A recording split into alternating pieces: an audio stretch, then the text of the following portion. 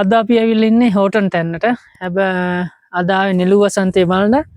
අද ඉන්නේ හැබැයි මම නෙවෙයි අද වීඩියෝ එක කරන්නේ. අද වීඩියෝ එක කරන්නේ මගේ වයිෆ්. එයා තමයි කතානායක අද. ඉතින් එයාට බාර දෙනවා මයික්‍රොෆෝනේ කැමරාවයි ඔක්කොම ටික. මේ ඉන්නේ එයා. ඔන්න අපි බාර දෙනවා. මාස දෙකකට පස්සේ මේ තරම් ඉක්මනට මෙතනට එන්න වෙයි කියලා නම් හිතුවේ නැහැ. ඉතින් අපි හැබැයි කලින් සැරේ ඇවිල්ලා යනකොට හිතුවා පුළුවන් තරම් ඉක්මනට මේ ලස්සන බලන්න අනිවාර්යෙන් එනවා කියලා. හැබැයි හිතුවා වගේම ඉක්මනටම එන්න පුළුවන් වෙයි කියලා නම් හිතුවේ නැහැ. ඉතින් එන්න පුළුවන් වුණා. මොකටද කියලා ඔයාලට මතක් වෙන්න ඇති මෙන්න මේ බෝඩ් එක දකිනකොටම මේ දවස්වල ගොඩාක් ප්‍රසිද්ධයි. නෙළුව වසන්තය අවුරුදු 12කට සැරයක් තමයි එන්නේ. ඉතින් අන්න ඒ නෙළුව මල් බලන්න තමයි අපි මේ ඇවිල්ලා ඉන්නේ. ඉතින් දැන් අපි කලින් සැරේ නම් හෝටන් තැන්නට ඇවිල්ලා ගියපු ට්‍රේල් එක වෙනයිනේ. එහෙ පැත්තට නෙමෙයි යවෙන්නේ. අපි වෙනම පැත්තකට තමයි යන්නේ. ඉතින් ඔයාලටත් පුළුවන් අපිත් එක්කම ඒ සුන්දර පරිසරයේ ලස්සන ඔයාලටත් අර ළඟ හිටියා වගේ ලස්සනට විඳ ගන්න.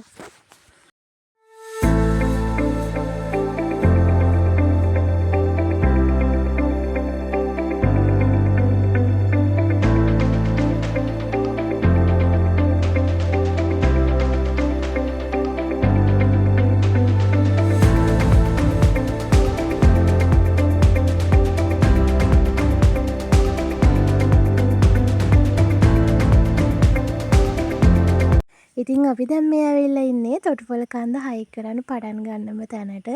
ඔයා නෙළුව මල් බලන්න හෝටන් තැන්නට එනවා නම් අනිවාර්යෙන් මෙන්න ඕනේ මෙන්න මේ තොටුපොළ කන්ද මේ ස්ථානයට. මොකද නෙළුව මල් වැඩි ප්‍රමාණයක් තියෙන මෙන්න මේ කන්ද හයික් කරන්න.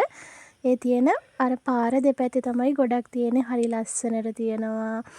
ඒක අර ඇස් දෙකට දැකපුවාම මාරම ලස්සනයි. ඒක වචන කරන්න කියන්න තේරෙන්නේ නැහැ. දැන් අපි මෙහෙම තොටුපොළ කන්දට ආවට තොටුපොළ කන්ද විතරක් නෙමෙයි නෙළුව මල් තියෙන්නේ. තව තියෙනවා හෝටන් තැන්නේ තියෙනවා. ඊට අමතරව කිරිගල් පොත්ත ඒ ආශ්‍රිතව තියෙනවා. අය බේකර්ස් පෝල් එක වටේට තියෙනවා. ඒත් එක්කම ඔහිය එන්ට්‍රන්ස් එකේ තියෙනවා. ඉතින් මේ වගේ තැන්වල නෙළුව මල් තියෙනවා. අර ලොකුවට නැහැ. ඉතින් මේ තැන තමයි ගොඩාක් නෙළුව මල් දකින්න තියෙන්නේ.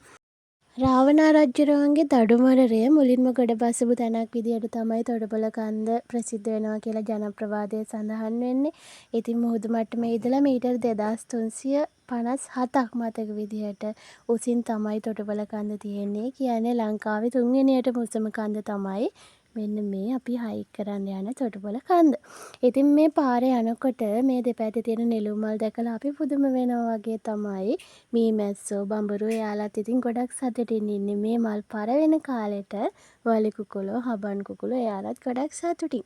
ඉතින් දන්නවද මෙම ශාකය හඳුන්වන්නේ මව් මරා උපන් ශාකයේ විදිහට. මොකද එහෙම කියන්නේ හේතුව මේ මල පර වෙන්නේ මේ ශාකයත් මරාගෙනම කියලා කියනවා. අන්න ඒ හේතුව හින්දා තමයි මේක ඒ විදිහට හඳුන්වනවා කියලා කියන්නේ. ඉතින් මීටර් 3ක් විතර උසට හැදෙනවා මේ ශාකය.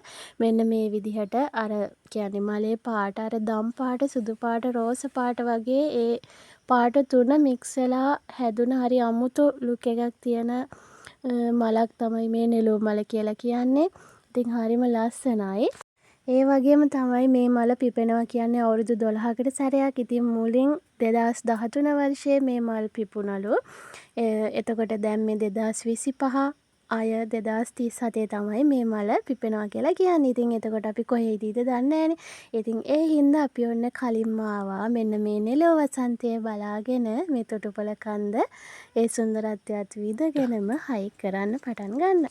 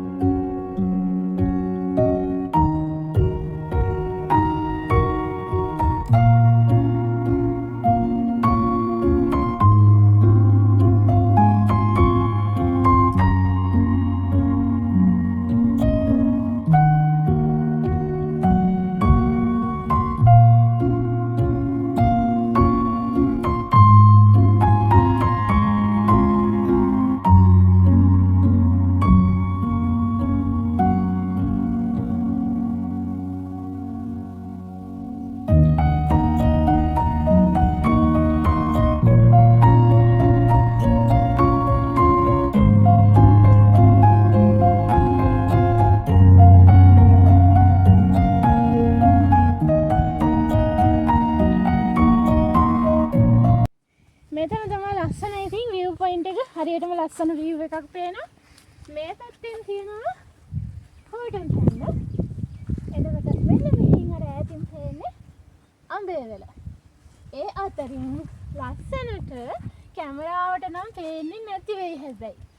මෙන්න මේ කොළ පාටට වැහිලා තියෙන කඳු අත අර කන්දෙන් මෙහා පැත්තේ වලට පේනවා නිකන් අර කොළ පාටින් වහගෙන තියෙනවා. ඒ අතර ලස්සනට මොනවද නෙළු වසන්තේ.